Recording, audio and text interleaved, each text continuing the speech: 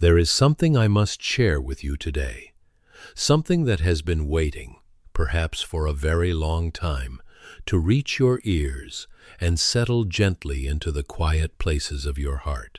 And I want you to know, before we go any further, that what you are about to hear is not mere curiosity, nor is it entertainment for a restless mind.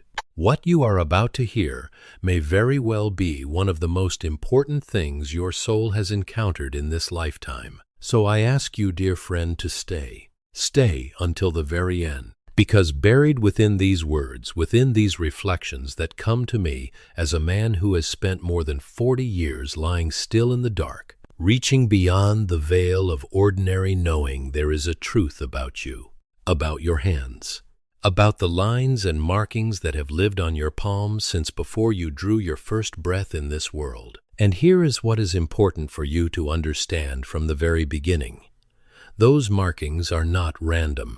They were never random. They are a record, a living, breathing record of who your soul has chosen to be in this particular chapter of its long and magnificent journey. Now, before we go deeper, I want to ask you something. I want you to reach out right now, yes, right now, and share this with someone you love.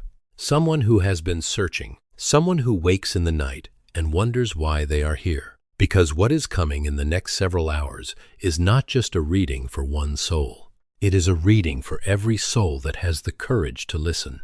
And if something in you said yes when you pressed play on this video, then know that you were meant to be here. Subscribe if you have not already done so. Leave a word in the comments below, even just your name, or a question that has lived in you for longer than you can remember. You will see why that matters as we go on. Now, let me begin. I want you to look at your hands, not quickly, not as you glance at them while you type or cook or drive. I mean, truly look at them, open them, palms upward, and hold them before your eyes as if you are seeing them for the very first time. What do you notice? The lines that cross the center of your palm, the smaller lines that branch from them like rivers finding their way to the sea. Perhaps a marking that catches your eye, a small star, or a triangle, or a place where two lines meet and create something that looks almost like a sign. Know that those hands have carried you through more than one lifetime. Know that the story written there is older than this body, older than this name you carry, older than any memory your waking mind can reach. This is what was shown to me in those still and silent hours when I would lay myself down and release the ordinary part of my being, allowing something greater, something that I have always understood to be the love and wisdom of the Creator, to speak through this poor instrument. It was shown to me that the soul, before it enters into physical form, does not arrive blindly. It arrives with intention. It arrives with a mission. However humble or grand that mission may appear to the outer world. And that intention, that sacred agreement the soul makes before it clothes itself in flesh and bone, leaves its mark. It leaves its mark in the very lines of the hands that this soul will use to touch the world. Now, I know there are those who will hear this and feel a familiar stirring of doubt. And to those beloved souls, I say only this.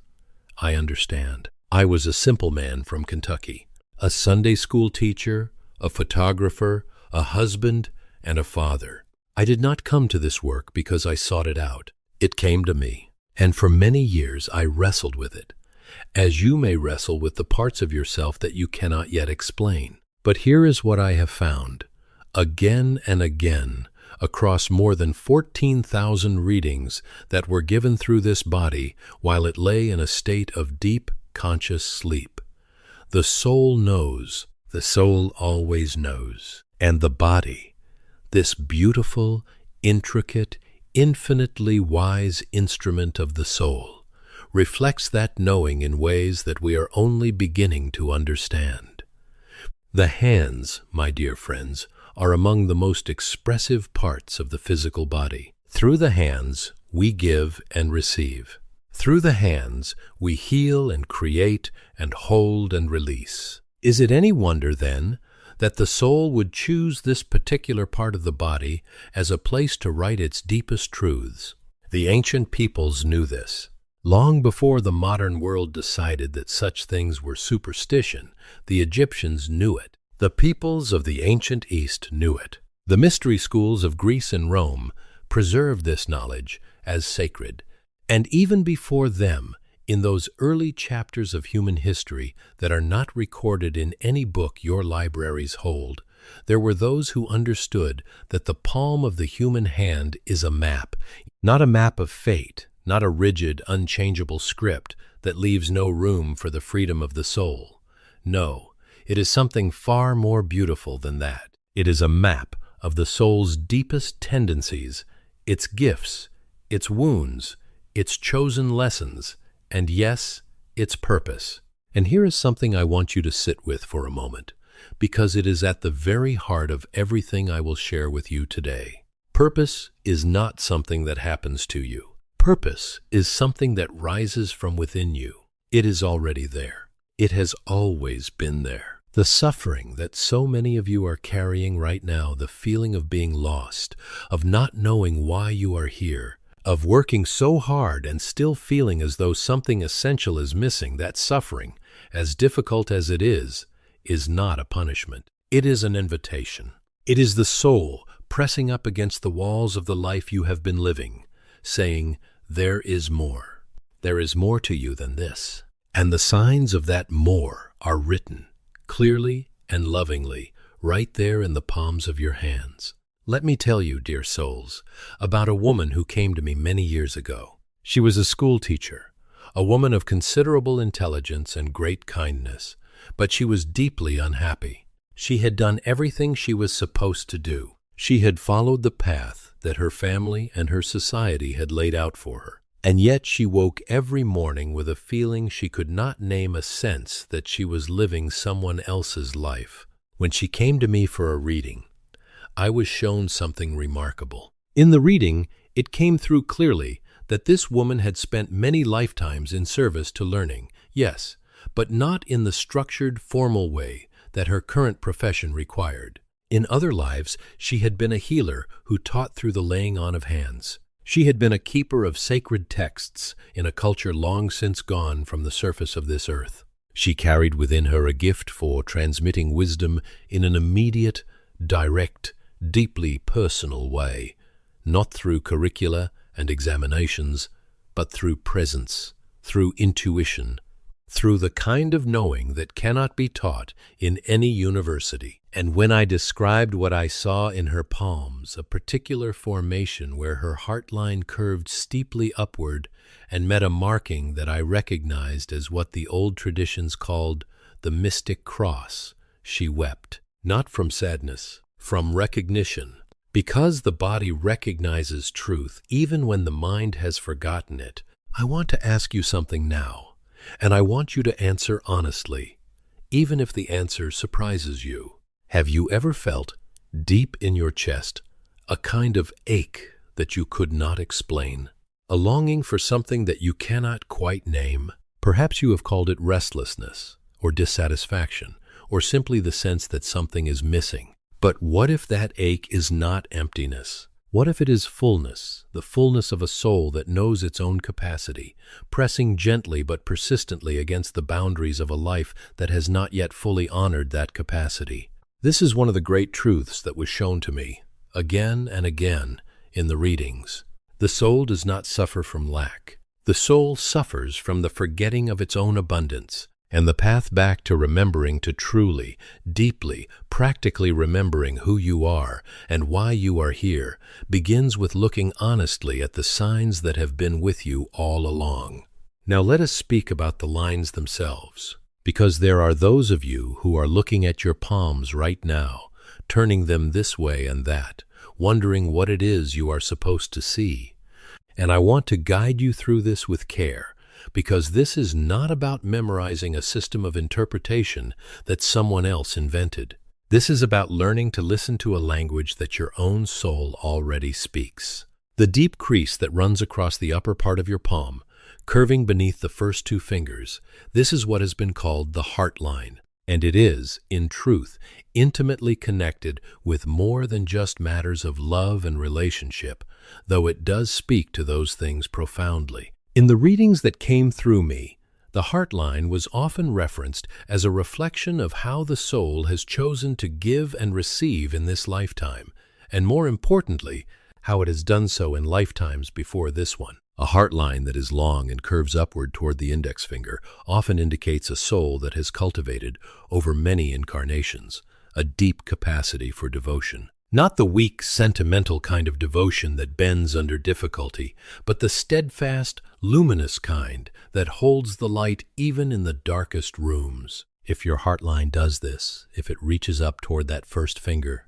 the finger of Jupiter, of leadership and wisdom, know that you have earned that quality through long practice. It did not come to you without cost in other lives, and it is a gift meant to be shared. A heart line that curves more gently, that remains relatively straight across the palm, speaks of a different wisdom, the wisdom of the intellect that has learned to feel, of the mind that has labored across many experiences to build a bridge between reason and love. These souls often come into this life with a mission that involves healing the division between the head and the heart, not just in themselves, but in those around them. They are often drawn to work that combines precision with compassion, healing, teaching, counseling, the sciences of the mind and the spirit.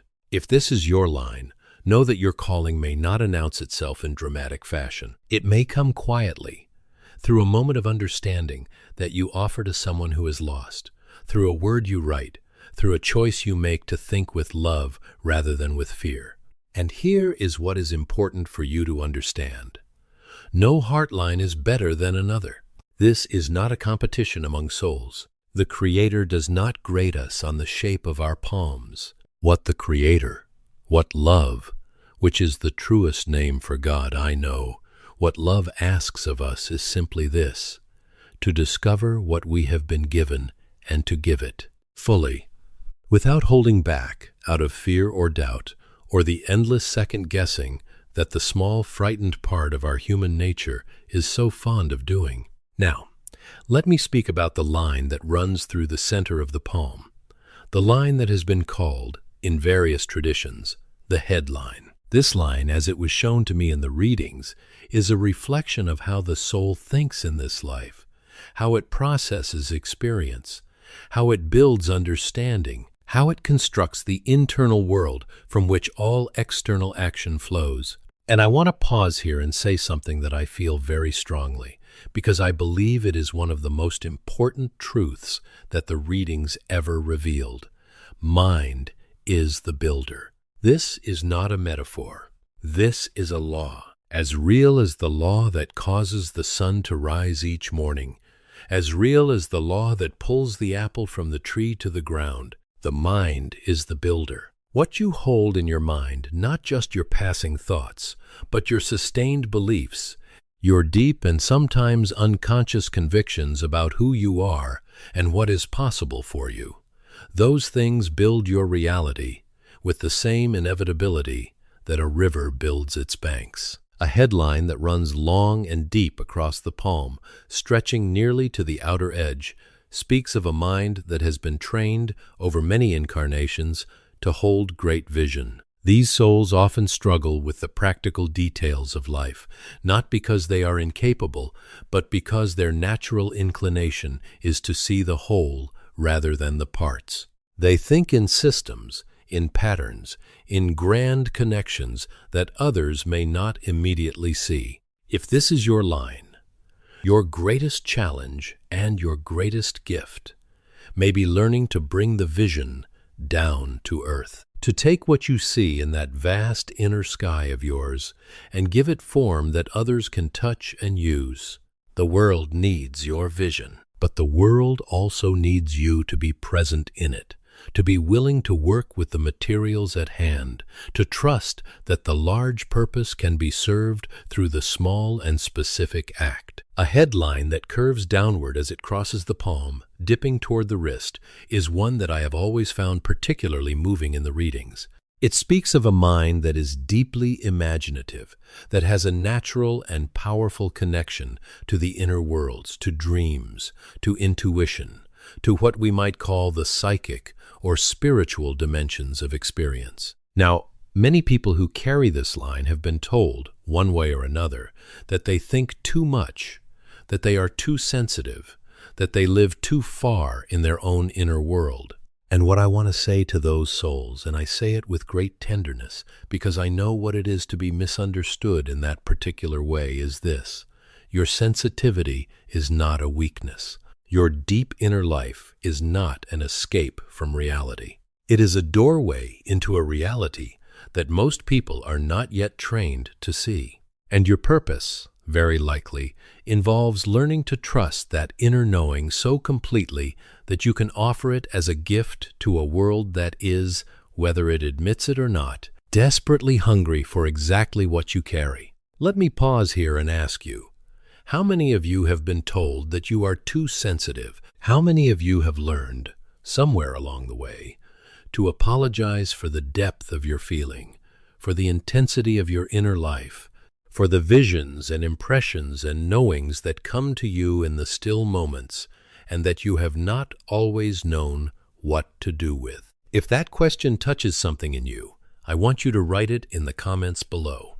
Tell me, tell the community that is gathering around this video, because I believe that one of the great needs of this time, and by this time I mean not just these years, but this larger era of human experience, is for the sensitive souls, the deep feelers, the intuitive ones, to stop hiding and to start offering what they carry. The world does not have too much sensitivity. The world suffers from a desperate shortage of it. Now I want to speak about what is perhaps the most discussed and most misunderstood line of all, the one that runs along the base of the palm and that most people know as the lifeline.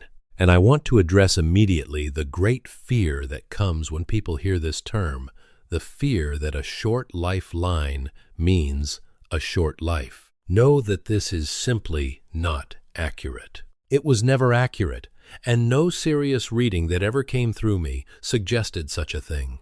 The lifeline does not measure the length of your existence in years. What it measures, what it reflects, is the quality and the nature of your engagement with the life force itself. It speaks of your relationship with vitality, with physical experience, with the earth, and with the body you have chosen as your vehicle in this incarnation.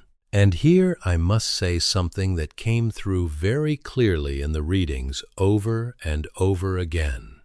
The body is not the enemy. The body is not a prison.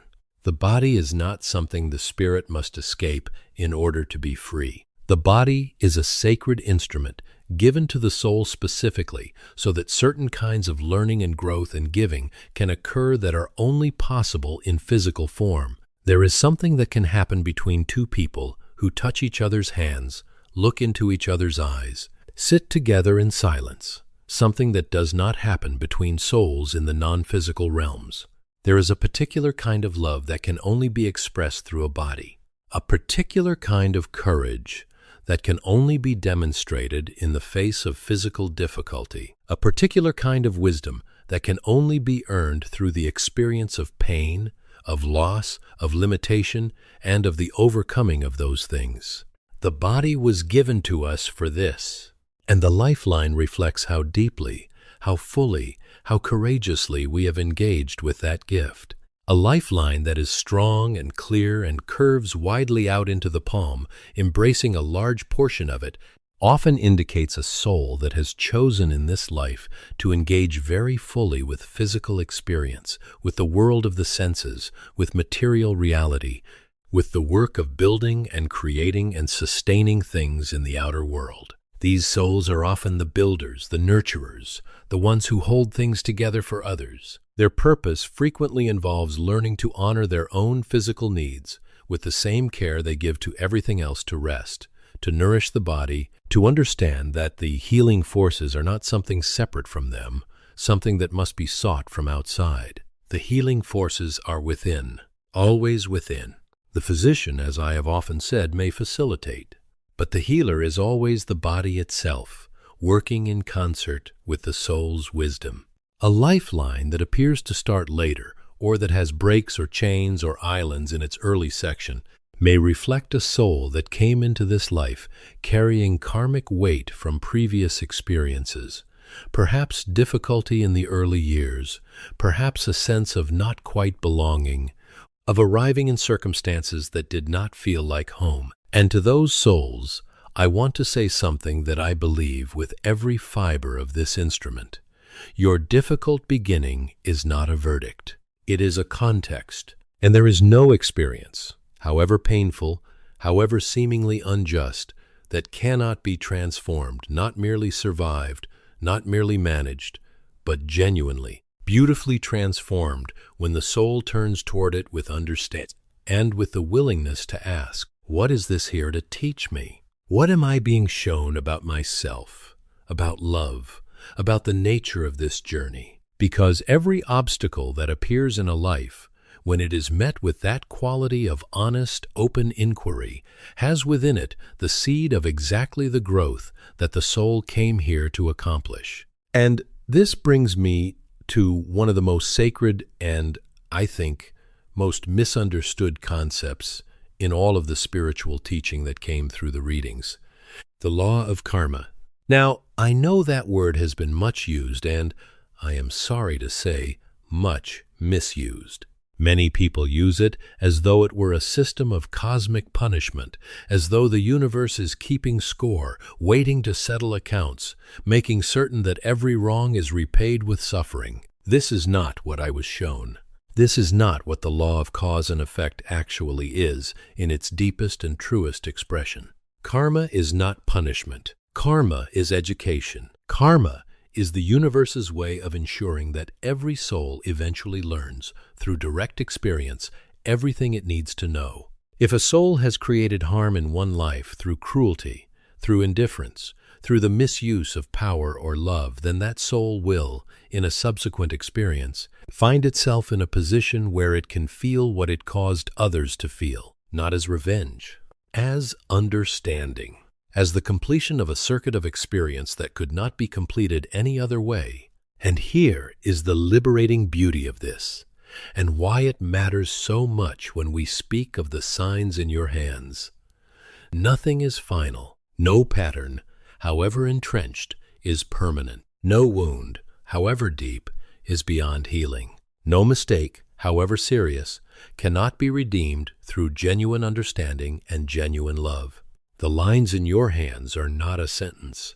They are a starting point. They show you where your soul has been, what it has been working on, what gifts it has already developed, and what challenges it chose to take up in this chapter. But they do not bind you. The soul is always free. The soul is always, in every moment, one sincere choice away from a different direction. I want to ask you something now, beloved souls, and I want you to sit with this question. Really sit with it. Don't rush past it before we continue.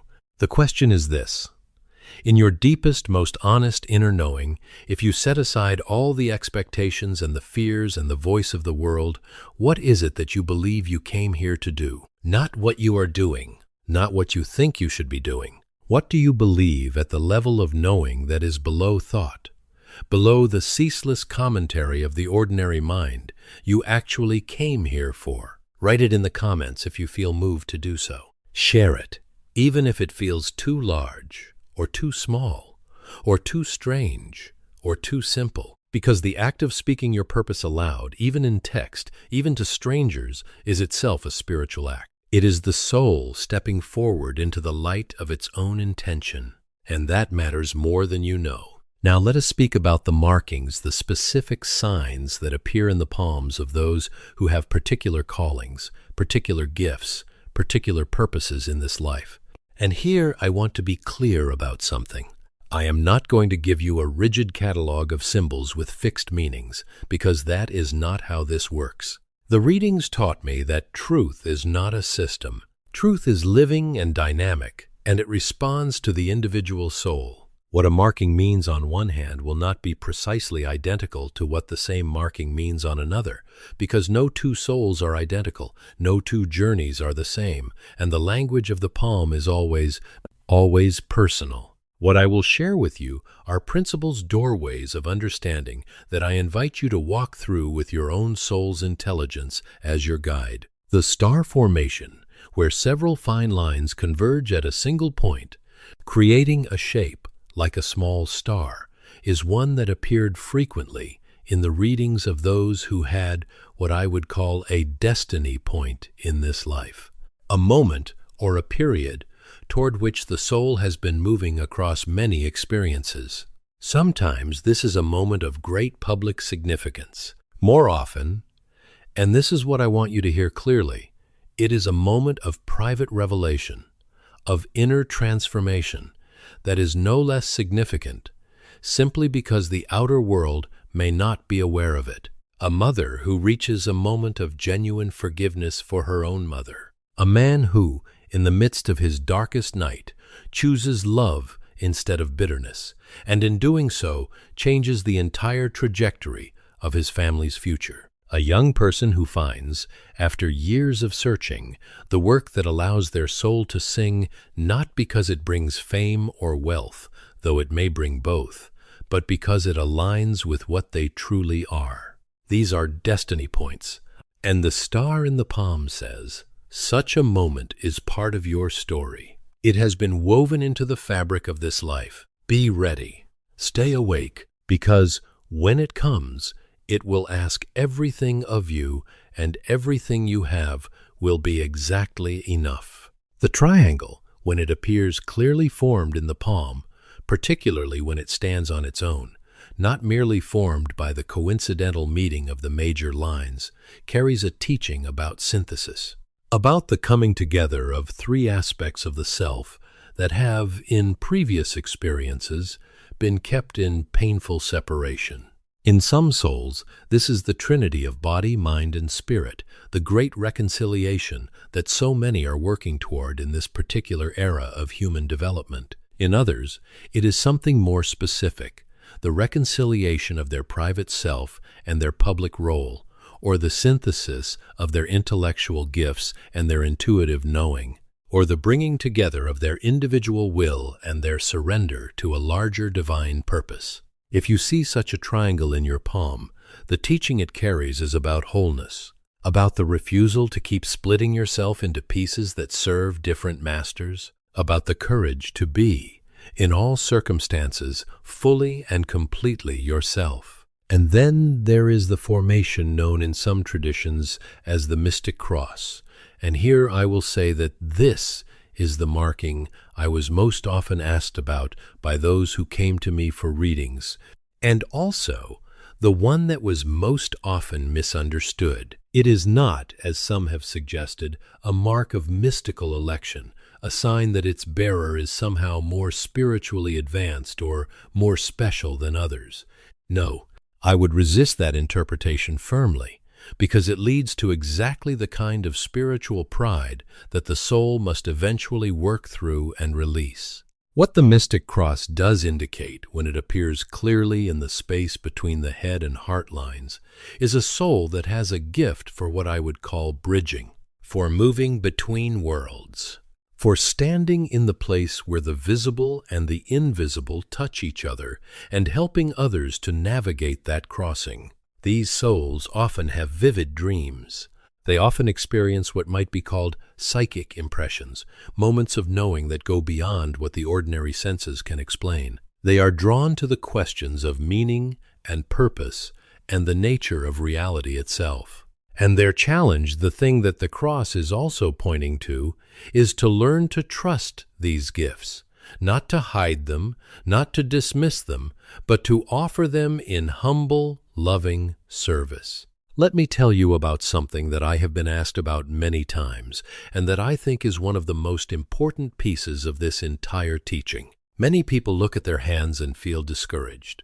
They do not see the markings they were hoping for. They see lines that are unclear, or faint, or crossed with many small interfering marks that make everything seem confused and complicated. And I want to speak to those souls very directly, with great tenderness and with great firmness. A palm that shows complexity, that is covered with many fine lines, with crossings and islands and chains and small deviations, is not a palm that shows weakness or confusion of purpose.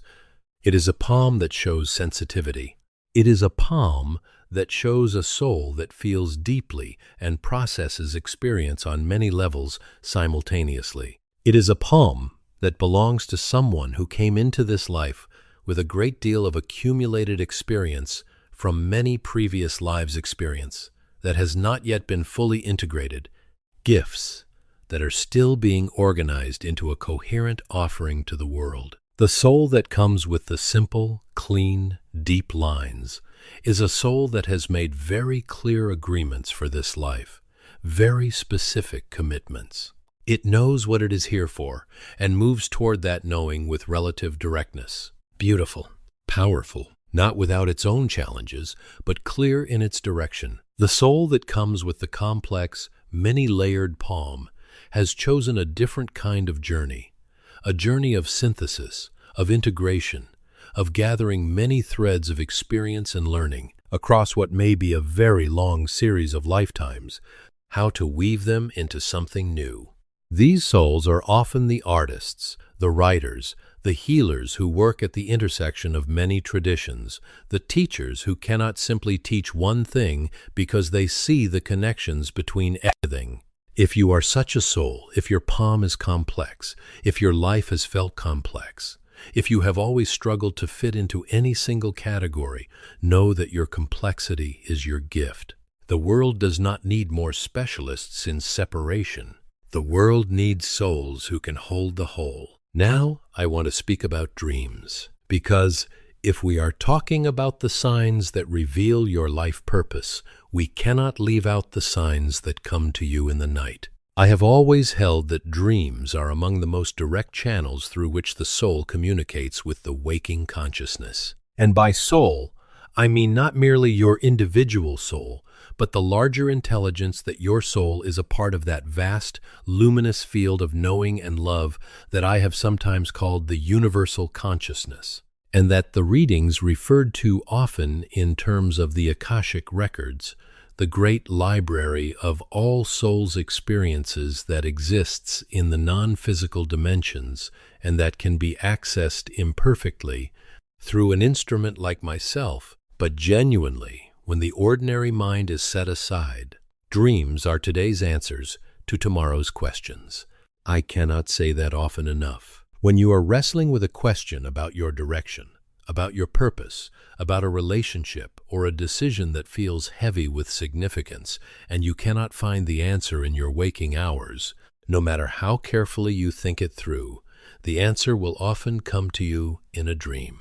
Not always in the obvious literal form that the waking mind would prefer, rarely, in fact, in that form, more often in the language of symbol and feeling and atmosphere that the soul uses naturally because it is closer to the soul's own nature than the precise, sequential language of the reasoning mind. I have seen this again and again.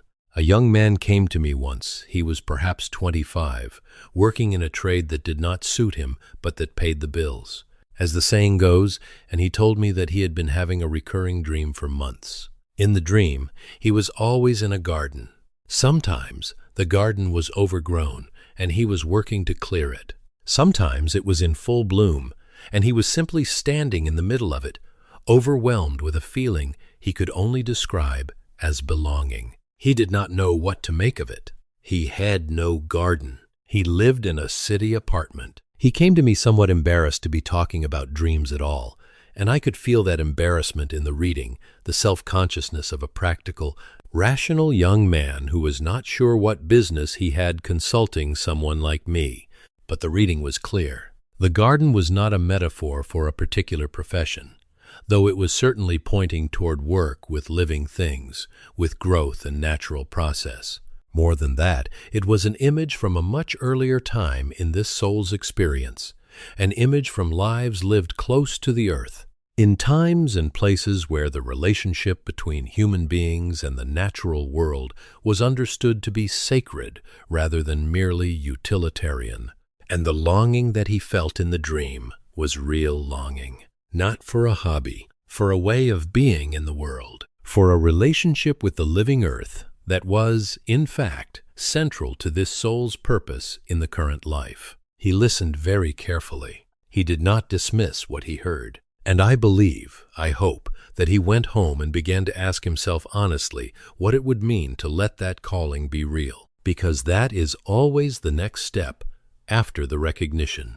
The recognition is necessary, but it is only the beginning. The question that follows recognition is, will I honor this? Will I be brave enough to let what I know to be true actually change the way I live? And that is the question I am putting to you now, beloved souls. Not hypothetically. Actually, what do you know about yourself, about your gifts, your longings, the recurring themes of your life that you have not yet fully honored? What has the soul been trying to tell you in your dreams, in your inexplicable attractions, in the persistent ache that follows you when you spend too long doing things that do not belong to your deepest nature? Because the signs in your hands are one channel through which this knowing comes to you, but they are not the only channel. The dreams are another. The moments of sudden, unexpected joy that rise in you when you encounter something that resonates with your true calling, those moments are another. The people you are drawn to, whose gifts and passions light something in you, they are another. The soul is never, at any moment, without communication. The question is only whether we are listening.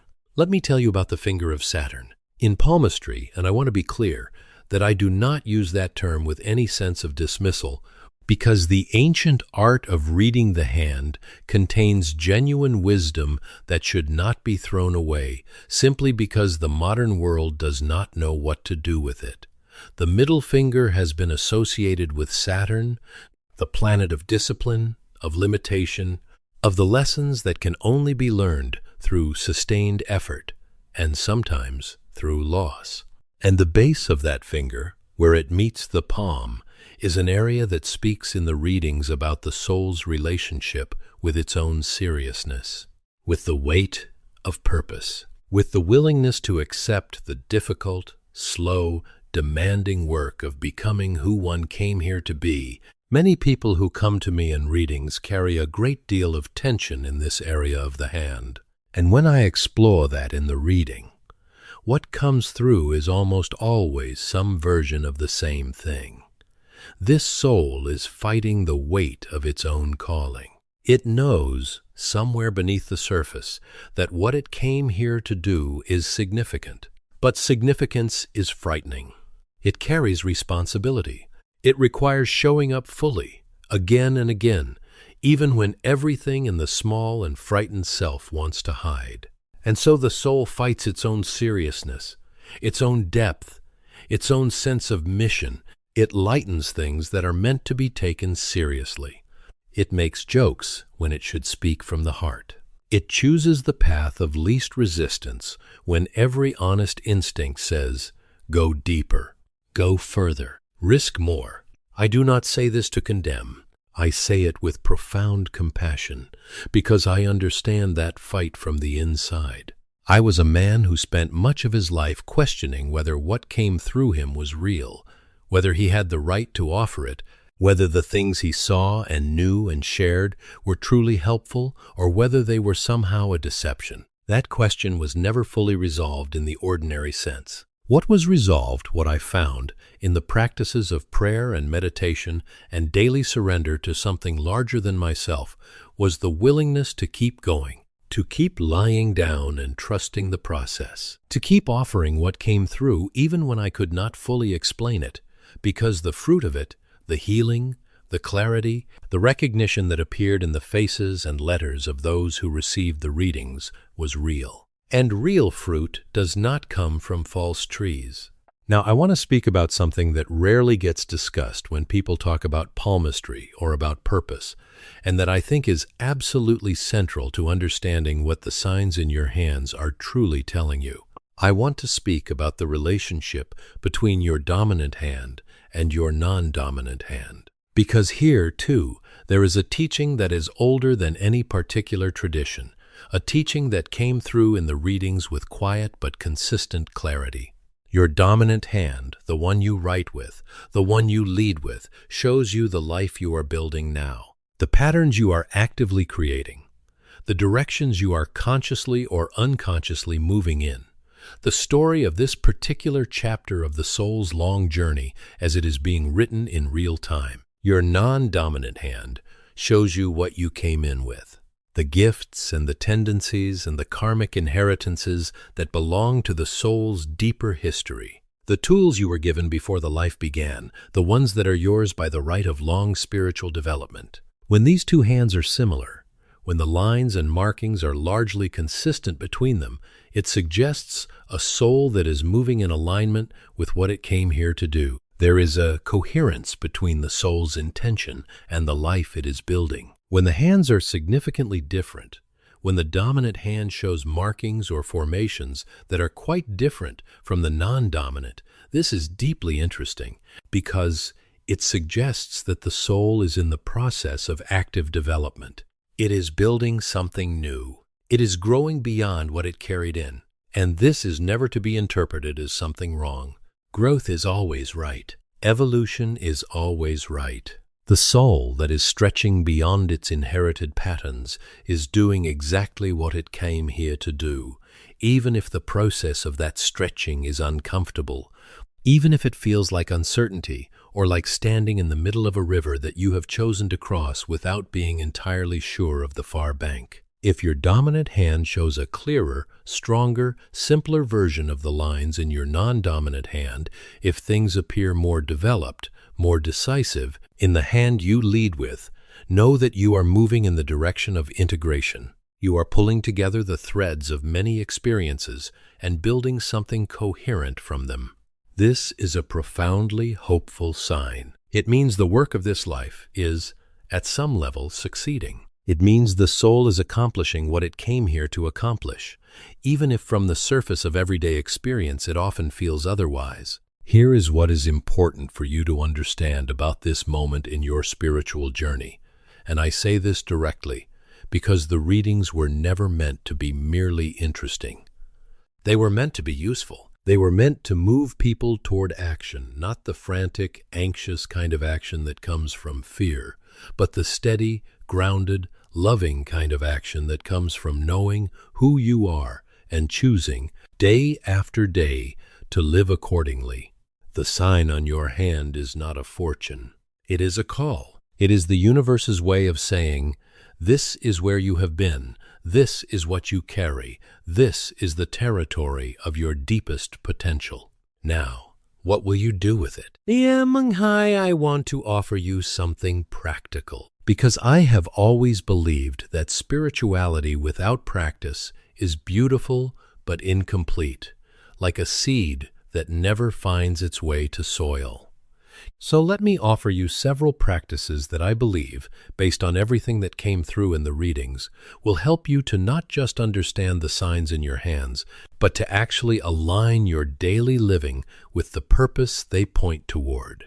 The first is the practice of the morning silence. Before you speak, before you reach for the urgent demands of the day, before the noise of the world comes rushing in, sit for a few minutes in genuine stillness.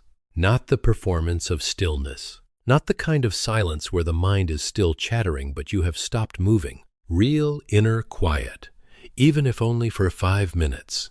In that silence, hold your hands, palms upward, in your lap. Feel the warmth of them. Feel the aliveness in them. And simply ask, without demanding an answer, what is mine to do today? What is needed of me today?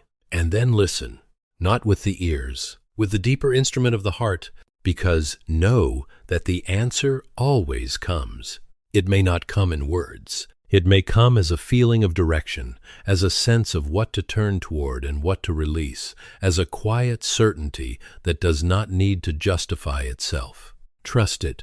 Act on it. This is how purpose is lived, not in the grand announcements, but in the daily, faithful, small attunement to what is true. The second practice is dream journaling. Keep a notebook by your bed. Keep it there as you would keep a trusted friend reliably, without judgment, available for whatever comes. When you wake, before you move, before you speak, before your mind begins to organize the day, write down whatever you remember from the night's dreams. Do not try to interpret immediately. Just record the fragments, the images, the feelings, the colors, if you noticed them, the people who appeared, and whether they were familiar or strange. Over time, and this is what I have seen proven again and again, patterns will emerge. Recurring symbols will reveal themselves. The soul's preferred metaphors will make themselves known, and you will begin to see that your dreams are not random noise from a sleeping brain, but a coherent, purposeful, loving conversation that your deeper self has been trying to have with you all along. The third practice is one that I consider perhaps the most powerful of all, and it is deceptively simple. It is the practice of choosing love in the small moments, not the large, dramatic declarations of love, though those have their place, but the small, quiet, daily choices to respond to what is difficult with patience instead of irritation. To listen to someone who is speaking with genuine presence instead of waiting for them to finish. To meet your own mistakes and limitations with the same tenderness you would offer to someone you love. To look for the goodness in the people around you rather than confirming the darkness. Because here is what the readings showed me about thought. It is a creative force. It is not merely a reflection of reality. It actively participates in the creation of reality. And the thought of love held consistently, practiced daily, even imperfectly builds. It builds in the life of the one who practices it. It builds in the lives of those it touches. It builds in the world, which needs it so desperately that words cannot fully express the need. And this connects to something I want to say about the healing line, the line that has been called in various traditions by various names, but that appears on many palms as a series of small, parallel vertical lines beneath the little finger on the mount known as Mercury. These lines, in the readings, were often associated with souls that carry a particular gift for healing, not necessarily in the medical sense, though sometimes that too, but in the broader and deeper sense of bringing wholeness to what is fractured, bringing peace to what is troubled, bringing clarity to what is confused. Many of these souls do not recognize their gift because it does not announce itself dramatically. It simply operates. People feel better after they have been in your presence. Problems that seemed intractable find solutions after you have sat with them. A conversation with you leaves people feeling seen and understood in ways that they cannot always articulate. If this is your gift, and if these lines appear in your palm, know that what you carry is precious. And know that the greatest honoring of that gift is to stop apologizing for the tenderness in you that makes it possible. Now, let me speak about something that I feel very strongly is one of the hidden messages in the hands that most people overlook. It is the strength of the thumb. In the readings, the thumb, that uniquely human part of the hand that allows us to grip, to build, to shape the physical world in ways no other creature can, was spoken of as an expression of the soul's will. Not willfulness, which is a distortion of will, but genuine will, the capacity to commit, to endure, to stay the course when the road is long and the outcome is not yet visible. A strong, well-formed thumb, one that is long, flexible in the upper joint while firm in the lower, one that curves naturally outward when the hand is relaxed, speaks of a soul that has developed, across many experiences, the spiritual muscle of perseverance. And in the readings, perseverance was always presented not as stubbornness, not as rigidity, but as a form of love. The love that does not leave when things are difficult. The love that shows up again on the next day and the day after that. The love that understands that the most important things take time, and that time given in love is never wasted. A thumb that is shorter or more rigid may indicate a soul that is working in this life to develop that perseverance. That is learning, through the very challenges that seem to block and frustrate it, what it means to trust a process that cannot be rushed. And this is not a lesser journey. This is perhaps the most fundamental lesson any soul can learn in physical form, because the nature of physical existence is that everything real takes time. Seeds must be planted before they can bloom. Children must be held and nurtured for years before they can walk in the world on their own. Wisdom must be lived, not merely understood, before it becomes part of the soul's permanent possession. The soul that is learning patience is learning one of the deepest truths of creation.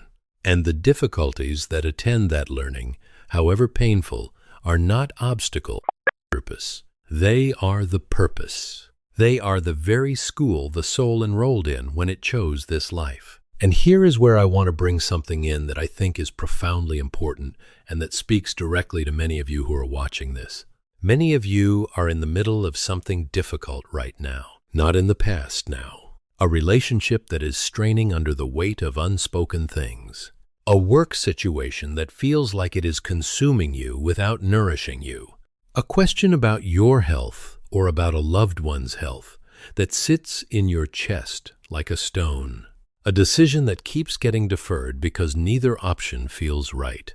A grief that you carry so quietly that sometimes you almost forget it is there until a song or a scent or a certain quality of afternoon light brings it roaring back. I know this territory because it was the territory of nearly every person who ever lay in the other chair and asked me to look into the records of their soul. And what I want to say to you, what was shown to me to say, again and again, because it was needed again and again, is this: you are not stuck. You may feel stuck. You may have been told you are stuck. You may have accumulated evidence over months or years that your situation is unmovable, that the pattern is set, that this is simply how things are and how they will continue to be. But the soul is never stuck. The soul cannot be stuck, because the soul is, by its very nature, always in movement, always growing, always reaching, however imperceptibly,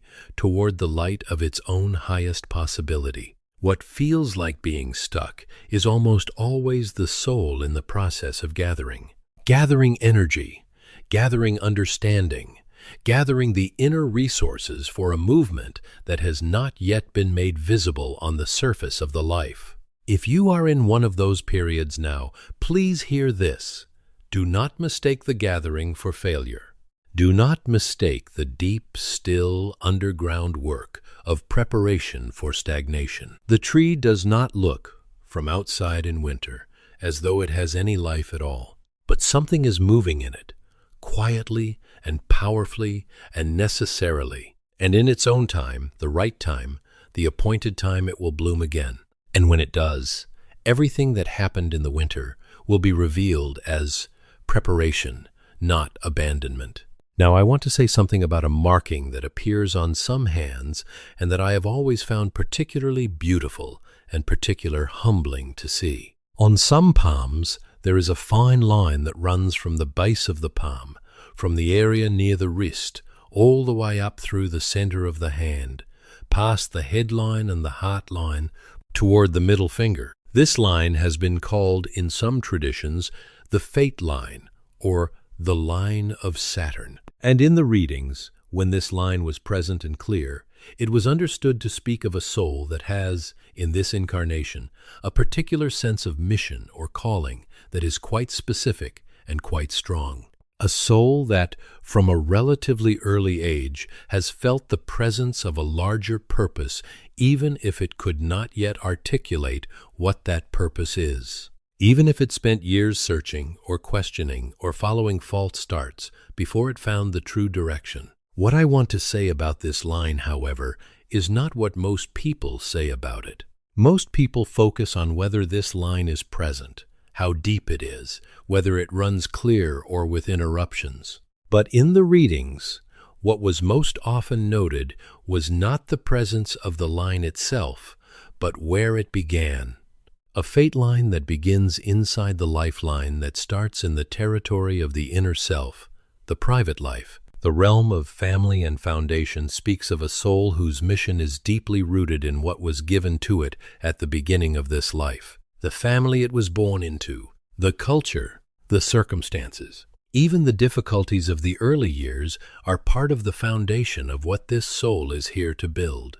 These souls often have the experience of feeling, looking back, that everything that happened to them, including the painful things, especially the painful things, was somehow necessary. Not that the pain was good in itself, but that what grew out of the wrestling with that pain was exactly what the soul needed in order to become what it came here to be. A fate line that begins at the center of the palm that seems to start from nowhere in particular, appearing in the middle years of the hand, speaks of a soul that comes into its mission later in this life. Perhaps in midlife, perhaps even later. And to those souls, I want to say something with great warmth.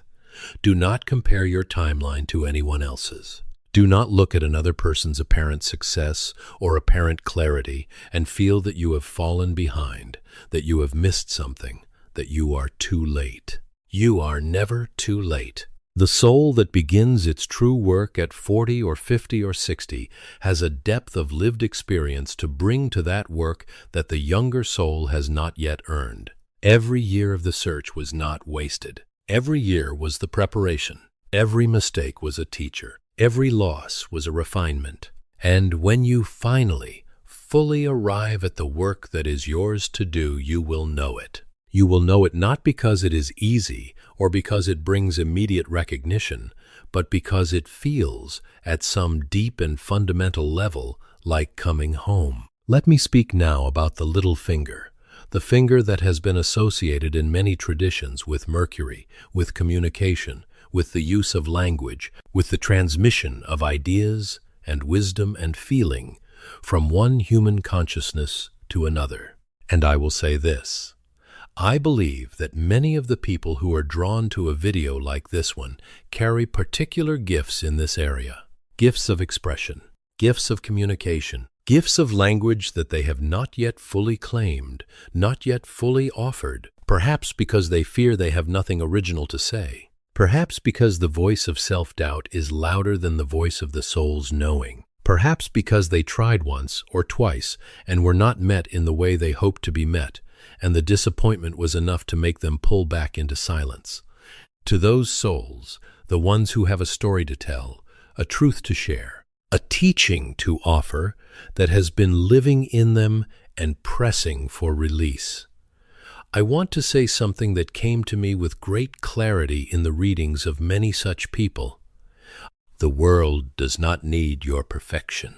The world needs your authenticity. It needs the thing that is genuinely yours, not the polished, careful, defensively constructed version of yourself that you have learned to present for safety, but the real thing, the unfinished, searching, honestly felt, sometimes uncertain but always genuine thing. Because that is what reaches people. That is what crosses the distance between one soul and another and creates the moment of recognition, the moment when someone says, yes, that is true. I have felt that too. I have wondered about that too. I have been afraid of exactly that too.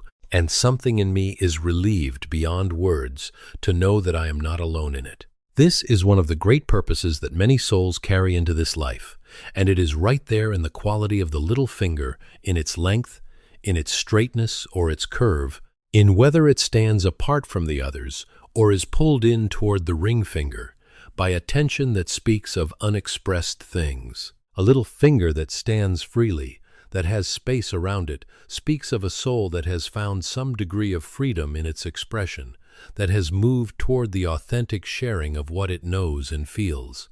A little finger that is curved, that presses in toward the ring finger, often speaks of things that have been swallowed, words that were said inside but not aloud, wisdom that was felt but not offered, truth that was known but not shared, because the cost of sharing it felt, at some point in the story, too high to pay. If your little finger curves in this way, I would ask you to sit with a question, not to force an answer, but to allow one to arise in its own time. The question is, what is it that you know, truly know, at the level below ordinary thought that you have not yet said? What is the thing that is waiting to be spoken, because it will wait forever if you do not speak it? And the part of you that knows it will carry the weight of that silence for as long as silence is maintained. Speak it. Not recklessly, not without wisdom, not into ears that are not ready to receive it, but speak it. Begin with yourself. Speak it in the silence of your own inner life. Acknowledge it, claim it, and then, when the moment comes, and it will come, offer it to the world that is waiting for exactly what you carry. Now let me speak about love, because no reading of the signs of purpose in the human hand can be complete without speaking of love, since love is at the root of every genuine purpose, and love is the final measure of every life. Not romantic love alone, though that is real and important and was frequently the subject of the readings. I mean love in its full, unrestricted, universal sense. The love that the readings pointed toward again and again, in language that was simple because the truth it expressed is simple, however difficult the living of it may sometimes be. God is love, and the soul that is aligned with its deepest purpose is, always and in every way, aligned with love. This is not sentimentality. This is law.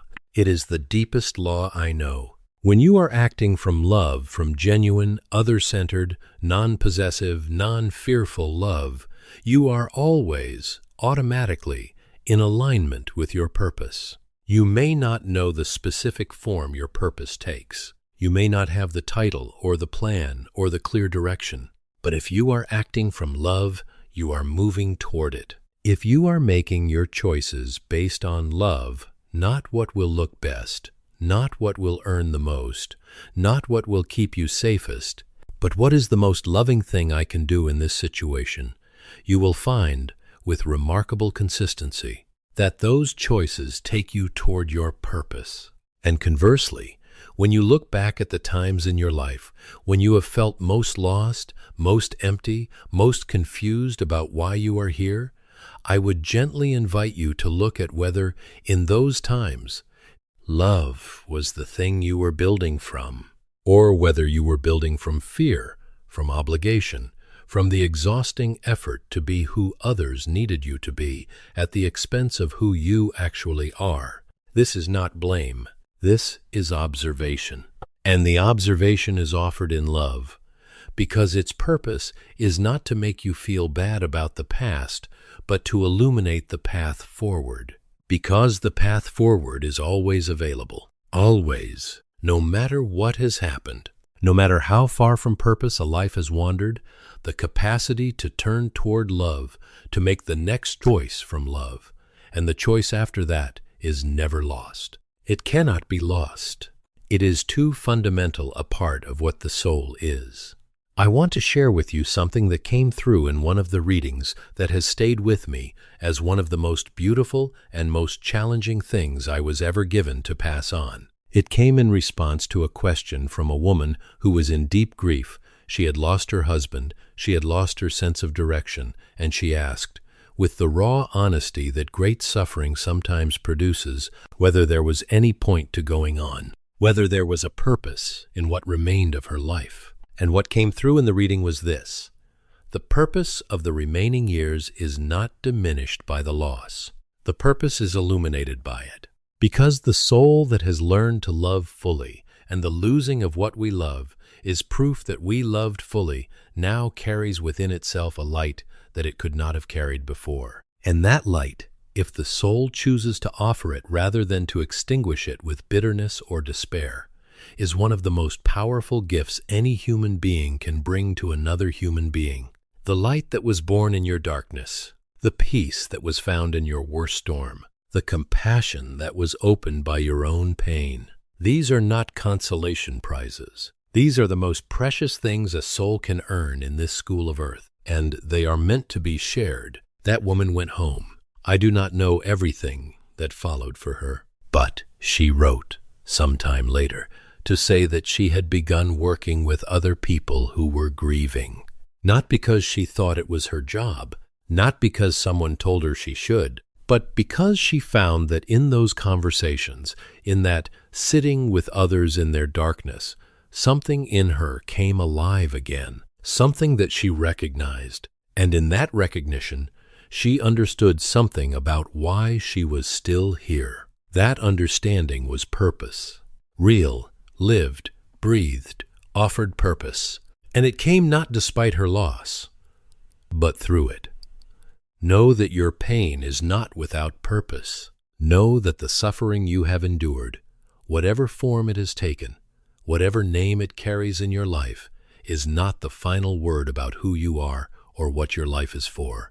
It is material. It is raw material, offered to you by the soul's own wisdom, knowing that you would be capable of something remarkable with it if you chose to engage it with love rather than to be defined by it with bitterness. The choice is always yours. The soul is always free. And freedom, in its deepest expression, is not the absence of difficulty. It is the capacity to choose how you meet what is difficult. To choose, in the midst of the very worst that life can offer, to orient toward love, toward growth, toward the next moment of genuine human connection, toward the next small act of kindness or courage or truth-telling that makes the world, and your corner of it, a little more whole. Now, let me bring us back to the hands, because we have traveled far and wide in this conversation, and I want to return to the image that is at the heart of it. Your hands. Open them again, if you will. Hold them out before you, palms upward, as though you are offering something, as though you are receiving something, because that is exactly what is happening in this moment. You are offering and receiving simultaneously. You are offering your attention, your openness, your willingness to be seen and known at a level deeper than the surface of your daily life. And you are receiving, if the words that have been spoken here have done their work, a renewed sense of what is already present in you. Not new information. Recognition. The recognition that always feels like remembering. Like something that was already known, but had been set aside in the press of daily life, waiting for a moment exactly like this one to be taken up again and honored. The lines in your hands are a love letter from your soul to your waking mind. They say, this is who you are. This is what you carry. This is what you came here to do and be and give. Not perfectly. The soul does not expect perfection, which is a human invention and not a divine one, but genuinely, with the full weight of your particular, unrepeatable, irreplaceable self. Because you are irreplaceable. This particular combination of gifts and wounds, of accumulated wisdom and present moment longing, of the threads of many lives woven together into this one body, this one personality, this one set of hands that has never existed before in all of creation and will never exist again in exactly this way, that combination is needed. Not in some vague, consolatory sense. Needed in a very specific way. Needed by particular people, in particular moments, in the particular ways that only you can deliver. This is what was shown to me. This is what I believe, with the whole of my understanding, that every soul matters, that every life has a purpose that is uniquely and precisely its own, and that the tragedy, the real tragedy, the one that breaks the heart if you let yourself feel it clearly, is not that people fail to achieve their purposes. The tragedy is that so many people go their entire lives without knowing that they have one, without ever truly asking the question, what did I come here for? Without ever holding their hands open and listening for the answer. I do not want that for you. I do not want you to reach the end of this particular journey, in this particular body, and realize that you spent the greater portion of it living someone else's story. The story of who you thought you were supposed to be. The story that your fear told you was safer than the truth. I want you to live your story. The one that is written in the lines of your palms. The one that announces itself in your deepest dreams and your most persistent longings. the one that surfaces in the moments when you forget to be afraid and simply are fully and completely yourself. And here is what I want to leave with you as we move into the deeper hours of this conversation. Because we are not done. There is much more to explore, more specific signs, more specific teachings, more of the wisdom that came through in the readings about how the signs in different areas of the hand speak to different dimensions of purpose. We will look at the mounts, those raised areas at the base of each finger and along the edges of the palm that each carry their own teaching about the soul's gifts and tendencies. We will speak more about the specific markings, the squares and stars and crosses and circles that appear sometimes very clearly and sometimes barely visible in the landscape of the hand.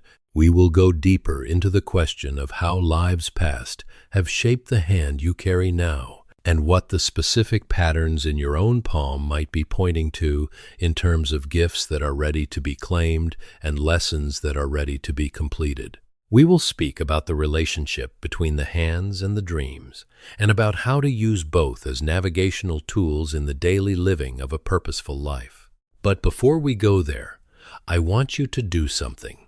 I want you to share this video with one person, just one person who you know is searching. Who is in one of those passages of life where the question of purpose is not abstract but urgent, not philosophical but personal? Someone who needs to hear that the answers are already inside them. Someone who needs to be reminded that their difficulty is not a sign of failure, but a sign of a soul in the process of becoming. Send it to them, not because you are trying to fix anything for them, but because love shares what it finds to be true. And if what you have heard today has touched something real in you, if something in the past minutes has moved from outside you to inside you, from interesting to known, then you have a reason to pass it on. And if you are new here, please subscribe, because this conversation, this long, unhurried, patient conversation about the soul and its journey and its purposes and its signs is ongoing. There is always more to say. There is always more to explore. And the community that is gathering around these words is a remarkable one. These are people who are willing to look honestly at themselves, people who are willing to ask the hard questions and sit with the uncertain answers, people who understand, at some level, that the spiritual life is not a luxury or an add-on to the real life.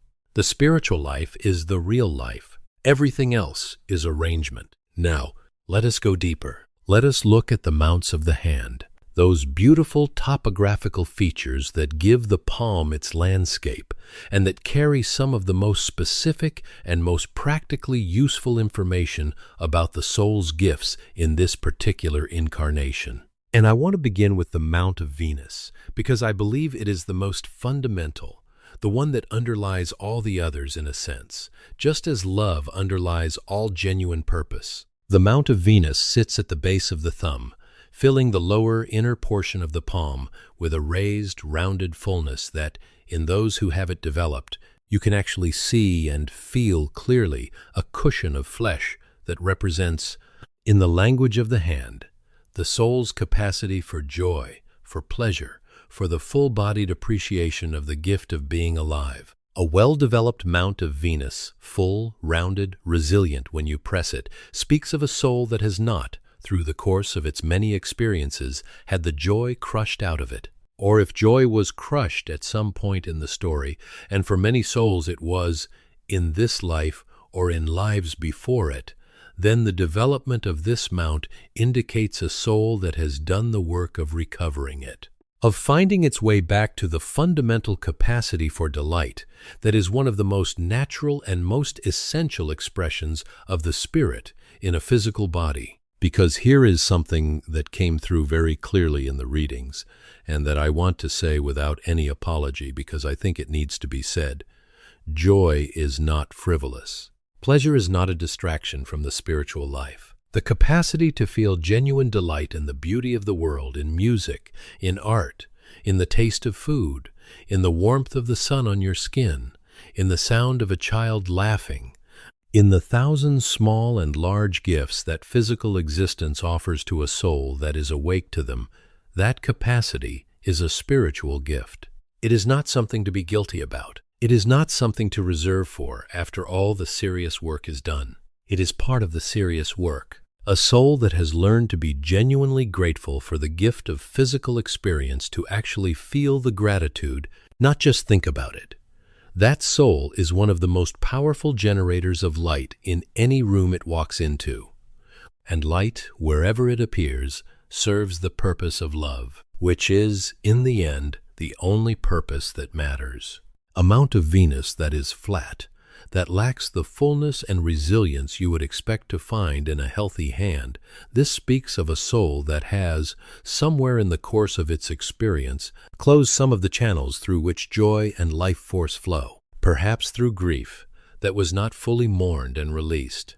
Perhaps through a long period of living under conditions that did not support genuine joy, conditions of deprivation, of joylessness enforced from outside, of a kind of spiritual poverty that can settle in when the life is organized entirely around what must be done rather than what is loved. If this describes your Mount of Venus, then one of the most important spiritual practices available to you right now is the deliberate, intentional, sometimes initially uncomfortable cultivation of joy, not the performance of happiness, which serves no one and depletes the person performing it, but the genuine, honest pursuit of what actually brings aliveness into your experience. What makes you feel present? What makes time feel generous rather than scarce? What makes you feel, however briefly, that to be alive in a body on this earth is an extraordinary privilege and not merely an obligation? The Mount of Jupiter, at the base of the first finger, speaks of the soul's relationship with its own authority, its own wisdom, its own right to take up space and to lead, not necessarily in the formal, organizational sense, though sometimes that too, but in the deeper sense of being willing to be the one who holds a vision, who points a direction, who says with conviction, "I believe this is true, and I am going to live accordingly." A developed Mount of Jupiter carries enormous gifts. Leadership, yes, but also generosity, the genuine, uncalculating generosity of a soul that knows it has enough and therefore can give freely. Optimism, not the shallow kind that denies difficulty, but the deep kind that has faced darkness and chosen, against all evidence to the contrary, to believe in the possibility of something better. And here is the shadow side of Jupiter that the readings pointed to with characteristic directness: pride. The need to be right, the difficulty of asking for help or admitting uncertainty, the tendency to hold the leadership position so tightly that no one else has room to grow within it. If the Mount of Jupiter is overdeveloped in your hand, if it rises so prominently that it seems to dominate the landscape of the palm, then alongside the gifts, that shadow deserves honest attention. Because a purpose that is served by ego rather than by love eventually collapses under the weight of its own self-importance. The greatest leaders I have encountered in the readings, and I do not mean political leaders, I mean the souls who were genuinely leading others toward greater wholeness and freedom, were always those who could say, without diminishment, "I do not know. I was wrong. Your wisdom is needed here alongside mine. Help me." These are among the most powerful words a leader can speak, because they create space for the collaborative emergence of something greater than any single vision can produce alone. The Mount of Apollo, beneath the ring finger, speaks of beauty, of creativity, of the soul's relationship with its own capacity to create things that did not exist before, things that carry the signature of this particular soul's vision and sensitivity and love. A developed Mount of Apollo is, in many readings, a sign of what might be called artistic purpose, but please understand that I use that word in the broadest possible sense. An artist, in the truest meaning of the word, is any soul that brings creativity, beauty, and genuine individual vision to their work, whatever that work may be. The doctor who approaches healing as an art, the engineer who designs structures that are not merely functional but beautiful, the parent who brings imagination and love and the willingness to be surprised into the daily act of raising a child, the administrator who makes the dry and complicated machinery of an organization run with a grace that people notice even if they cannot name it. All of these are expressions of the Apollonian gift. All of these are ways of serving beauty in the world. And the world, my dear friends, is not in a surplus of beauty. It is in desperate need of it. Now, I want to speak about something that I think is one of the most significant signs for many of the people watching this video, and that is what happens in the area between the headline and the heart line in what palmistry has sometimes called the plane of Mars, the central area of the palm that the major lines surround and define. This plane, the space that your major lines create between them, speaks, in a sense, of the battlefield of the soul, of the arena in which the soul's central work in this life is being carried out. Not in the sense of conflict and violence, but in the sense of where the soul's deepest engagement occurs, where the action is, where the stakes are highest. When this plane is relatively open, uncrowded by smaller lines crossing it, it suggests a soul that has found or is finding a certain clarity about its central work, a certain freedom of movement in the territory of its deepest purpose. When the plane is crowded with small crossing lines, a kind of netting effect that you can sometimes see quite clearly, it speaks of a soul that carries a great deal of inner tension in relation to its purpose. Perhaps tension between what it wants to do and what it feels it should do. Perhaps between the claims of the inner life and the demands of the outer world.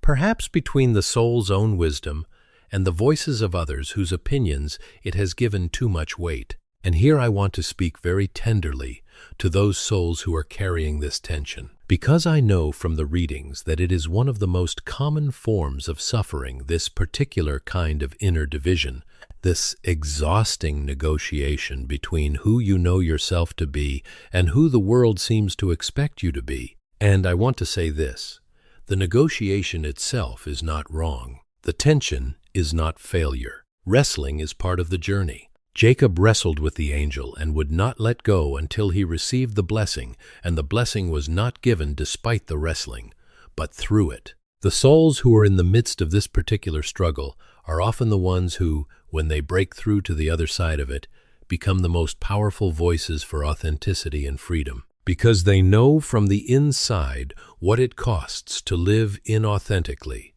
And they know from the inside what it means to finally, bravely choose truth. And that knowing is worth sharing with the world. That knowing is a gift that only the one who has been through the struggle can truly offer. Now, I want to speak about the fate line again, because there is something more to say about it that feels important for this moment. The fate line, when it is present, often shows, through its interruptions and changes of direction, the major chapters of the soul's journey in this life.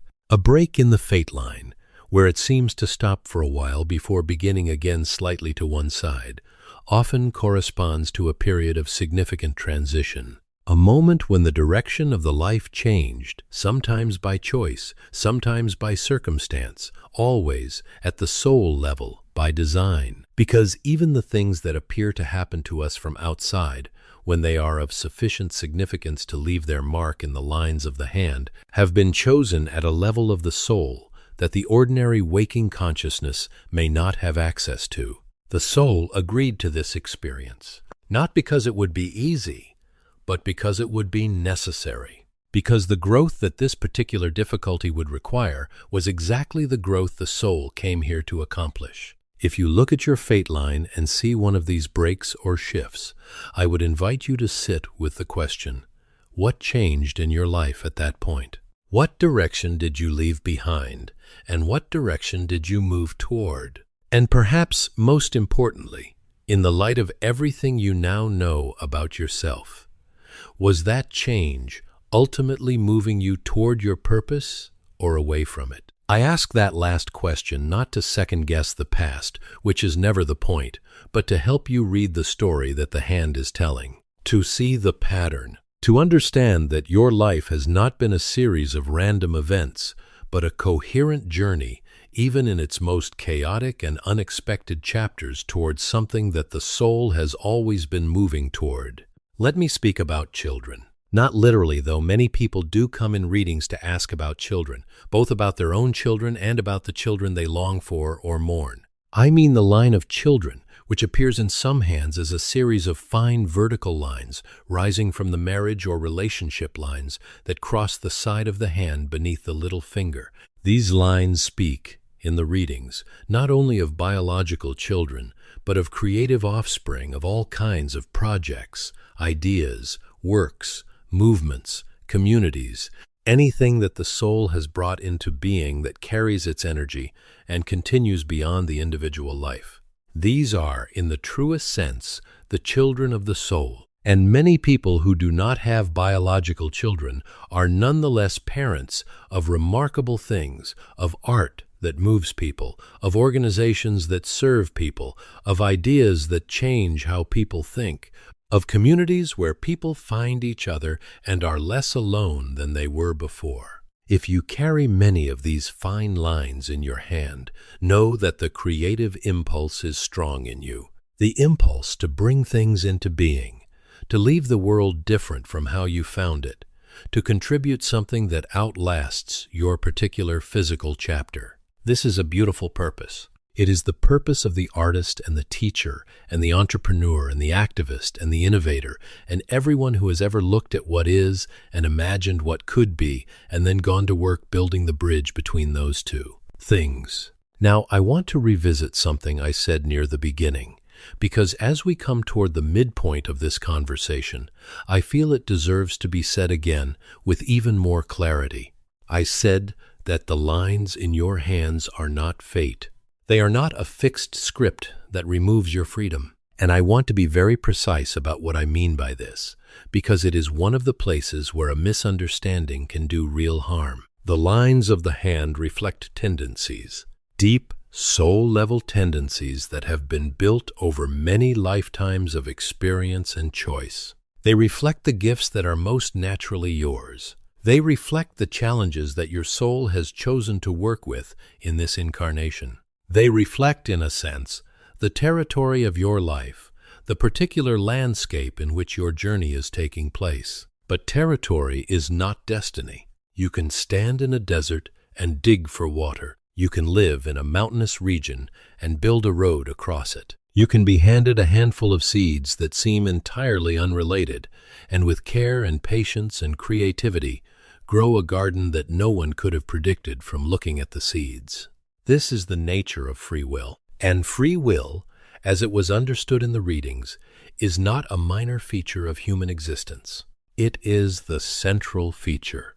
It is the whole point. The soul chose to come into physical form precisely because, in physical form, there is genuine choice. The consequences of choice are real. The growth that comes from making good choices and learning from poor ones is real. And the love that is expressed through consistent, sustained, daily, imperfect, earnest choice is among the most powerful forces in creation. When I said that mind is the builder, I was pointing to this. The choices you make, day after day, form patterns. Those patterns form habits. Those habits form character. And character, deeply formed, honestly developed character, is what the soul takes with it when it leaves this particular chapter behind. Not the money, not the titles, not the things, the character, the wisdom that has been earned, the love that has been genuinely practiced, the courage that has been genuinely demonstrated. These are the things that outlast any individual life and become part of what the soul carries into its next chapter of experience. And so the hands, these remarkable, intricate, uniquely human instruments, are not merely a record of the past. They are also an invitation to the future, an invitation to make the choices, beginning today, beginning in this very moment if you are ready, that align your living with the deepest knowing of your soul, the knowing that has been there all along. The knowing that the readings were always pointing to, not because it was news, but because the ordinary mind forgets so easily and needs to be reminded. Reminded that you are more than you appear to be, more than your fears think you are, more than your wounds have let you believe, more, considerably more, than the limited and limiting stories you have inherited from a world that does not always know how to honor the depth of what a human soul actually is. You are an expression of the divine, wrapped in the extraordinary gift of a physical body, equipped with everything you need to accomplish exactly what you came here to accomplish, carrying in your hands the signature of your soul's journey and its purpose. And I would be doing you no service if I let you leave this conversation without saying that directly, as clearly as I know how to say it. You have everything you need, not the absence of difficulty. Difficulty will come. It always comes. It is part of the school. But the capacity to meet that difficulty with the fullness of what you are, the wisdom of the soul, the resilience of the spirit, the healing forces that are within you and not without, the love that is not earned by effort but simply is, at the core of your being, the truest thing about you. Now, I want to spend some time on the question of healing, because it is woven through everything we have discussed, and I want to give it the direct attention it deserves. The lines in the hand speak not only of purpose in the sense of work or mission, they speak of health, of the relationship between the soul's journey and the experience of the physical body. And here the readings were, I think, among their most radical and most important contributions to human understanding. The physical body does not become ill in isolation from the soul's experience. This is not to say that every illness is a failure or a punishment.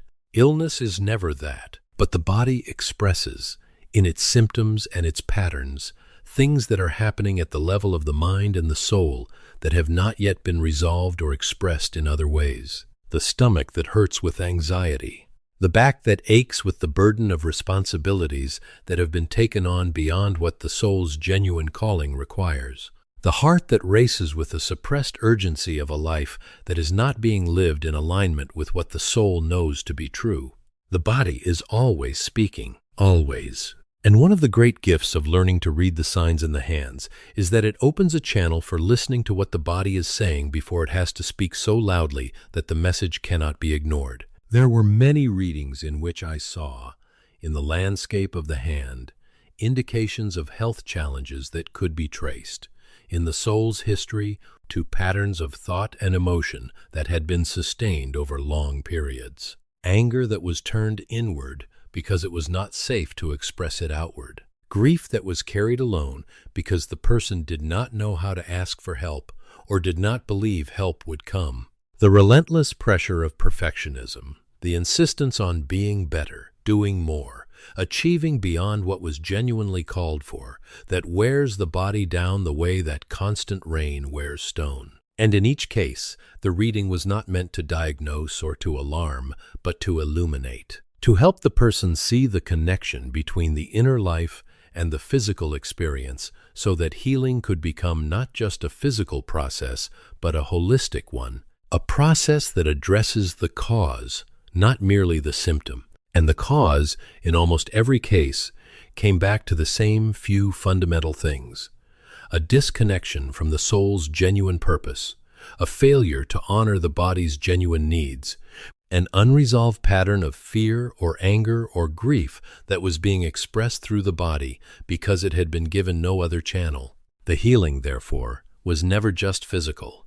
It was always spiritual, always emotional, always connected to the larger question of alignment, alignment of the daily life with the soul's true direction, alignment of the thoughts with love rather than fear, alignment of the individual will with the larger creative intelligence that I have always understood as the intelligence of God. Let me tell you about something that was shown to me in a reading that I have returned to in my mind many times over the years. A man came to me. He was a businessman, practical, self-made, not at all someone who would naturally seek this kind of consultation, but he came because he had been ill, persistently and inexplicably ill, in ways that his doctors could not fully explain or resolve. In the reading, what was shown was not primarily a physical cause, but a spiritual one.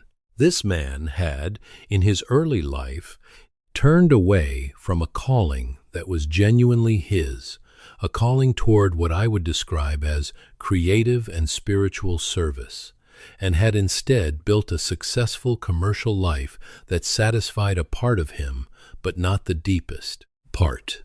And the body, which could not lie, was expressing through its persistent disorder the disorder of a soul that was not living its truth. What was given to him was not a medical prescription.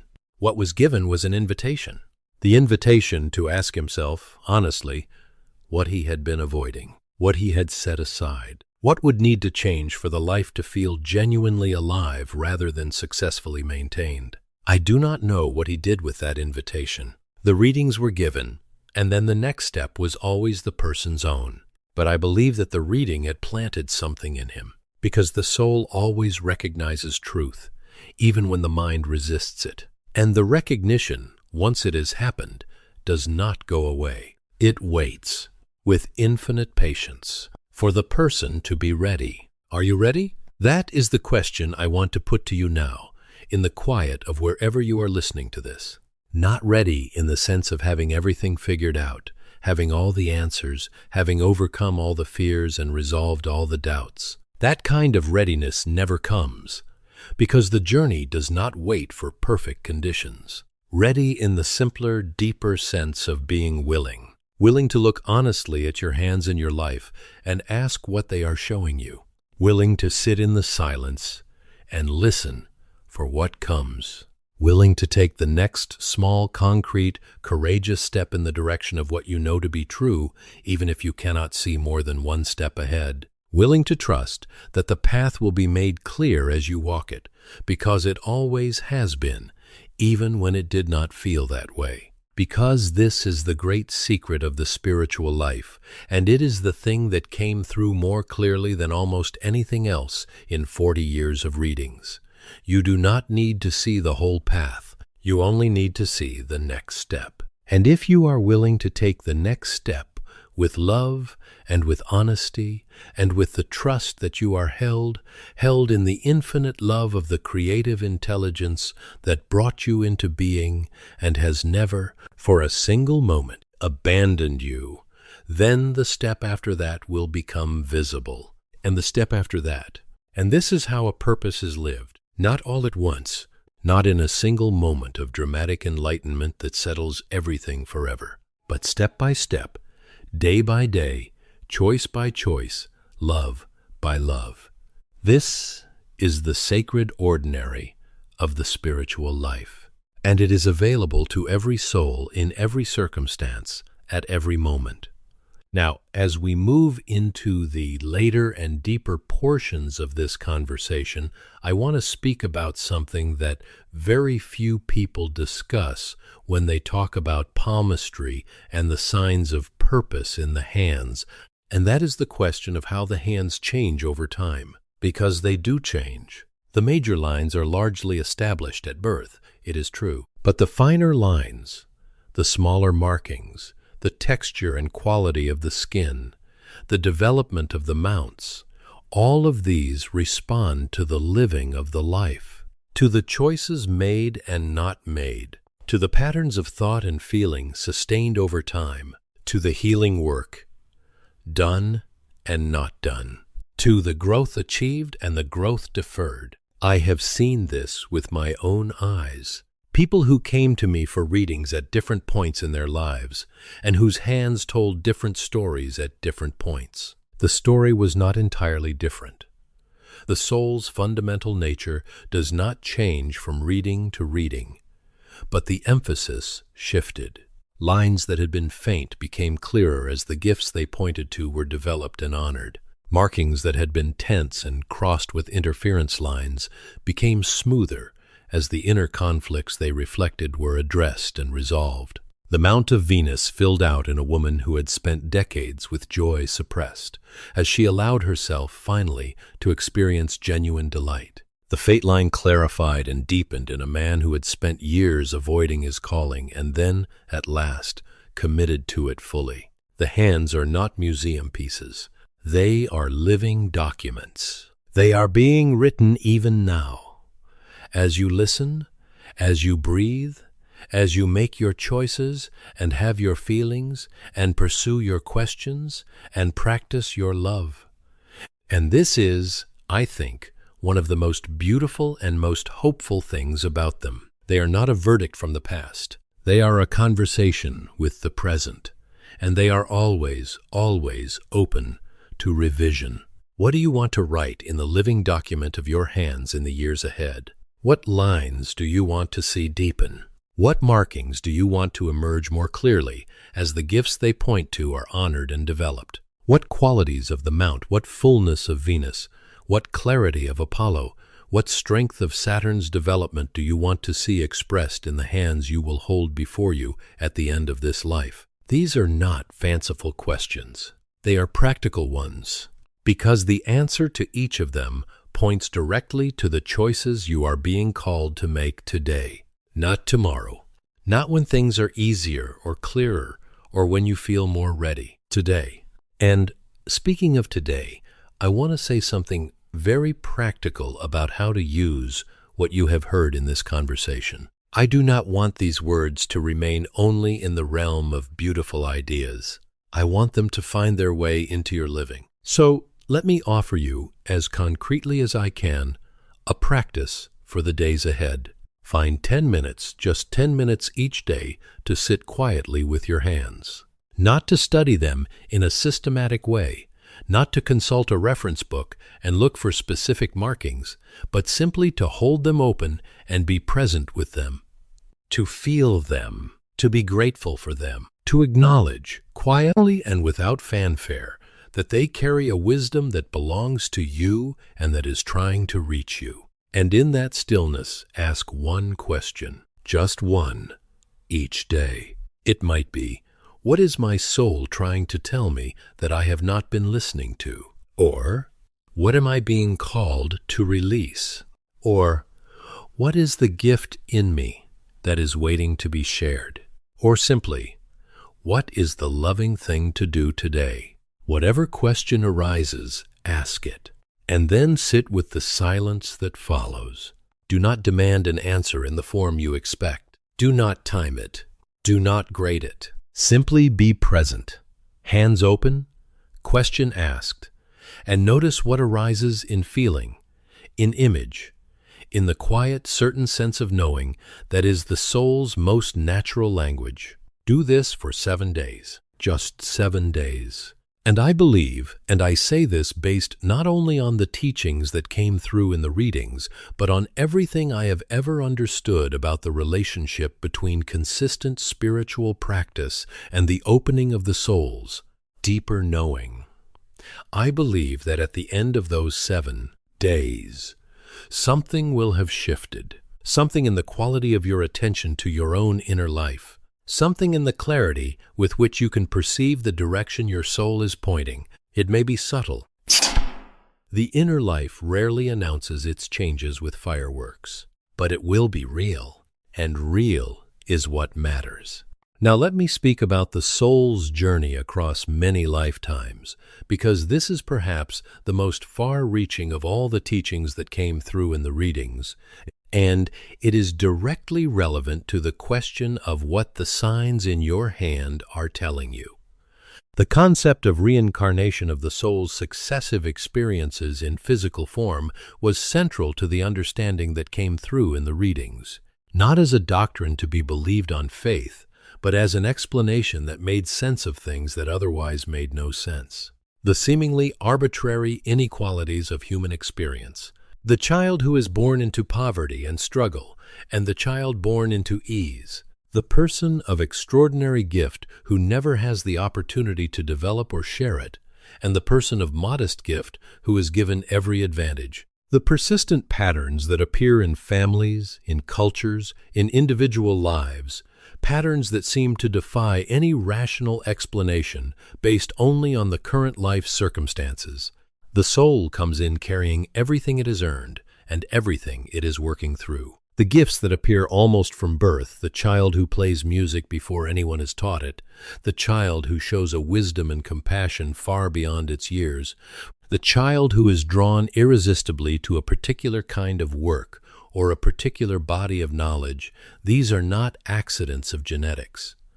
They are the soul's own achievement, carried forward from earlier experiences. And the challenges that appear almost from birth, the persistent patterns of fear, of self-limitation, of certain kinds of relationship difficulty, these too are the soul's ongoing curriculum, not punishments, subjects. The unfinished coursework of the soul's long education in what it means to love fully and to live truly. And this is where the hands become so profoundly relevant, because the hands reflect not only the current chapter, but the soul's longer story. A gift that shows clearly in the hands is a gift that has been developed over time, over many experiences. It is not merely a potential. It is an accomplished thing, waiting to be expressed more fully in the current life. A challenge that shows in the hands is a lesson that has been engaged many times before, and that the soul has chosen to continue engaging in this life because it has not yet been fully resolved. And the resolution, when it comes, as it will come, represents a genuine evolution of the soul, a permanent addition to what this soul carries forward into whatever comes next. This is why nothing is wasted. This is why even the most painful, the most confusing, the most apparently meaningless parts of a life have value. Because the soul is always learning, the soul is always building, and the building is not random. It is purposeful, it is cumulative, and it is ultimately moving in the direction of what I have always believed to be the soul's ultimate destination, the full expression of love, the complete alignment of the individual soul with the divine love that created it, and that it has always at its deepest level been, not through a single lifetime, not through a handful of lifetimes, but through the long, magnificent, utterly unique journey of each individual soul toward its own reunion with the source it came from. And here, toward what is now the later hour of our conversation, I want to say something that has been present under every word that has been spoken here, and that I want to make fully explicit before we come to the end. Every soul that is listening to this today, every single one of you, in every circumstance, with every kind of hand and every kind of story and every kind of question, every single one of you is loved, not conditionally, not provisionally, not after you figure it out or get it right or overcome the particular obstacles that stand between where you are and where you feel you are supposed to be. No, here, as you are, with the questions unanswered and the path unclear and the hands open and the heart perhaps a little raw from the honesty that this kind of conversation requires, you are loved. That is not a sentiment. That is a law, as real and as fundamental as any law that governs the physical universe. The soul was created by love, from love, and for love. And nothing that happens in the course of the soul's long journey changes that. Nothing. I want you to hold that as you go forward from this moment. Hold it when the doubt comes, because it will come. Hold it when the fear says you are not enough, because the fear is always lying. Hold it when the world presents its evidence that things are hard and uncertain, and that purpose is a luxury for people whose lives are easier than yours. Hold it especially then, because the love that sustains you is not dependent on easy circumstances. It is not diminished by difficulty. It is not conditional on success. It is simply there always, already, completely waiting for you to turn toward it and receive it and allow it to inform the way you live. Now, let me tell you about a marking that appears on some hands that I have always thought of as particularly lovely, and that speaks directly to this theme of love as the foundation of purpose. On some palms there is a small, clearly formed cross that appears on the Mount of Jupiter, at the base of the first finger. Not the mystic cross between the major lines, but a separate, distinct marking on the mount itself. This marking has been called, in some traditions, the teacher's cross. And in the readings, when it appeared, it was understood to indicate a soul with a genuine gift for teaching, not in the academic sense alone, but in the broadest sense of transmitting something true and valuable from one consciousness to another. A soul that naturally organizes and communicates experience in ways that help others to understand and to grow. Now, every single person who is drawn to share the things that matter to them, who finds themselves in conversations where they are helping someone else understand something difficult or see something they had not seen before, or feel less alone in something they are struggling with, every such person carries some version of this gift. And I want to say something about it that I believe is important.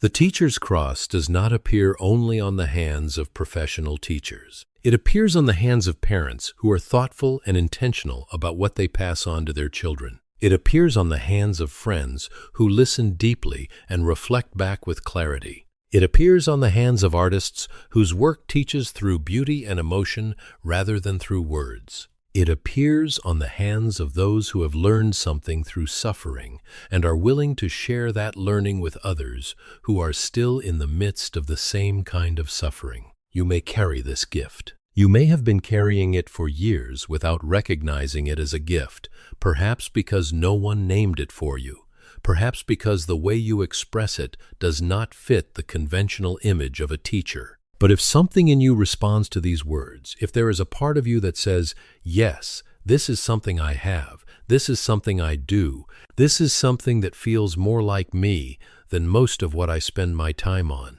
then please, beloved soul, let this be a moment of naming. Let this be a moment of claiming. You have a gift for teaching, in your own way, through your own medium, to your own audience.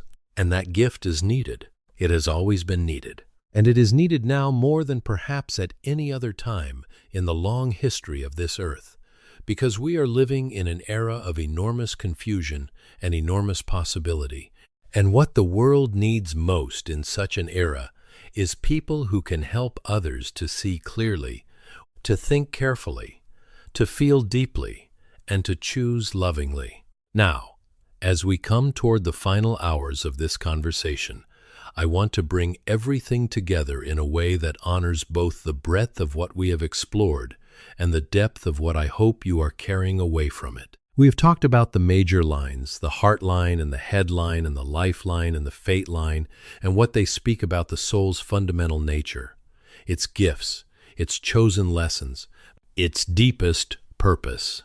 We have talked about the mounts and the markings, the stars and the crosses and the triangles, and the formation of Jupiter and Apollo and Venus, and what they point to in terms of specific gifts and specific callings.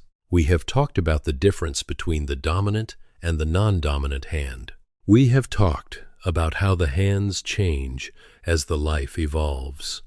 We have talked about karma and reincarnation and the way past experiences leave their signatures in present patterns. We have talked about dreams and healing and love and the practice of daily attunement to the soul's knowing.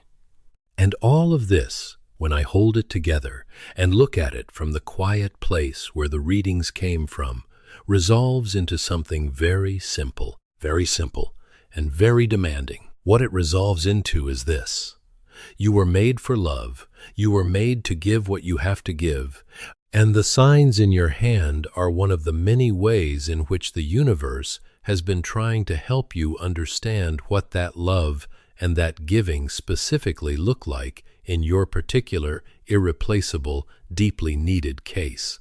The rest is up to you. And when I say up to you, I do not mean you are alone. I have never believed that, and the readings never showed me that. The soul that reaches genuinely, honestly, humbly, reaches toward the divine intelligence that created it and that sustains it, that soul is held. It is guided. The guidance may not come in the form the rational mind would prefer. It may come as a dream, or a moment of unexpected clarity, or a conversation that seemed accidental until you look back at it and see that it was anything but. It may come as a reading like this one that found you at exactly the right moment because something in you was ready to hear it.